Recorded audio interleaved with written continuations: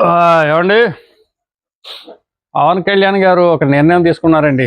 2024 సంవత్సరం అయిపోవచ్చింది. ఇంకో 2 రోజులు మాత్రమే టైం ఉంది మనకి.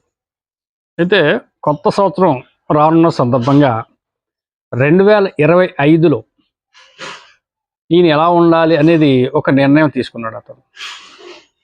అదేంటంటే ప్రతి నెలలో 4 వారాలు, ప్రతి వారంలో 4 నుంచి 5 రోజులు జిల్లాలు తిరుగుతాడు. ఆంధ్రప్రదేశ్లో ఉన్నటువంటి ఒక్కొక్క జిల్లా ఎంచుకోవటం, ఆ జిల్లాకి 4 రోజులు, మళ్ళీ సెకండ్ వీక్ ఇంకో జిల్లాకి వెళ్తాడు, అక్కడ 4 రోజులు, థర్డ్ వీక్ ఇంకో జిల్లాకి వెళ్తాడు, అక్కడ 4 రోజులు, ఫోర్త్ వీక్ ఇంకో జిల్లాకి వెళ్తాడు, అక్కడ 4 రోజులు. అయిపోయింది నెల అంతా. మళ్ళీ నెక్స్ట్ మంత్ మళ్ళీ అలాగా ఇలా 13 జిల్లాలు అయిపోయిన తర్వాత మళ్ళీ మొదలు పెడతాడు.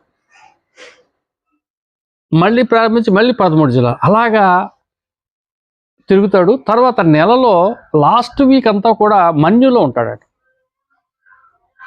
చూసారా, ఓ పక్కనే ఏజెన్సీ కవర్ చేసుకుంటాడు, ఓ పక్కనే మిగతా జిల్లాలు కవర్ చేసుకుంటాడు. ఈ జిల్లాల్లో కూడా తిరిగినప్పుడు ముఖ్యంగా పల్లెటూరు ఎక్కువగా ప్రాధాన్యత ఇస్తాను అంటున్నాడు. అప్పుడు విలేజ్ అట్మాస్ఫియర్, విలేజ్లో ఏం జరుగుతుంది, విలేజ్లో అభివృద్ధి ఉందా లేదా, మా పల్లె పండగ సక్రమంగా కొనసాగుతుందా లేదా, లేకపోతే ఎవడన్నా తినేస్తున్నాడా, క్వాలిటీ వర్క్స్ జరుగుతున్నాయా లేదా, ఇంటింటికి వాటర్ వెళ్తుందా లేదా, ప్రతి గ్రామంలోనూ ప్రతి వాళ్ళకి అవసరమైనటువంటి రోడ్స్, రైతుకి అవసరమైనటువంటి లింక్ రోడ్స్ పడుతున్నాయా లేదా, అసలు ఇంకా వాళ్ళు ఏం కోరుకుంటున్నారు, వాళ్ళు ఇంకా నా నుంచి ఏం ఆశిస్తున్నారు, లేదా మనం ఇంకా వాళ్ళకి ఏం చెయ్యాల్సి ఉంది అని ఇవన్నీ ఈ కోణాల్లో అతను బాగా ఆలోచించి వాళ్ళతో మాట్లాడతాడట, ప్రజలతో మమేకం అయిపోతాడట.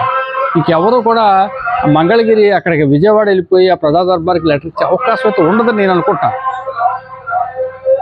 ఏం చేతంటే ఆయన ప్రజల్లో దొరికేస్తాడు, క్లియర్గా దొరికేస్తాడు. మనకి ఏ జిల్లాకి ఆ జిల్లా, ఏ గ్రామానికి ఆ గ్రామానికి, ఏ నియోజకవర్గం ఆ నియోజకవర్గం వెళ్ళి వాళ్ళ లెటర్ ఇచ్చి నాకు ఈ సమస్య చెప్పుకోవచ్చు.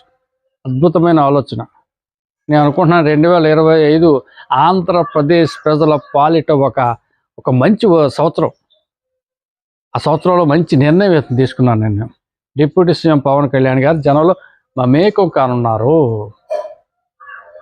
జన సమస్యలు నేరుగా అంటే ఇందులో మీడియేటర్ లెవెల్ లేరు. నాకు పవన్ కళ్యాణ్ తెలుసు, ఆయనతో ఫోటో తీసుకుని ఏం అవసరం లేదు.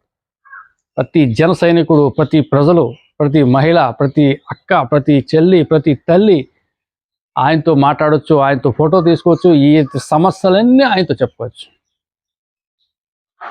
గొప్ప ఆలోచన అండి, గొప్ప నాయకుడు. నిజంగా నాకు ఇటువంటి నాయకుడు చాలా ఇష్టం. ప్రజల్లో తిరిగి ఒకటి చాలా ఇష్టం.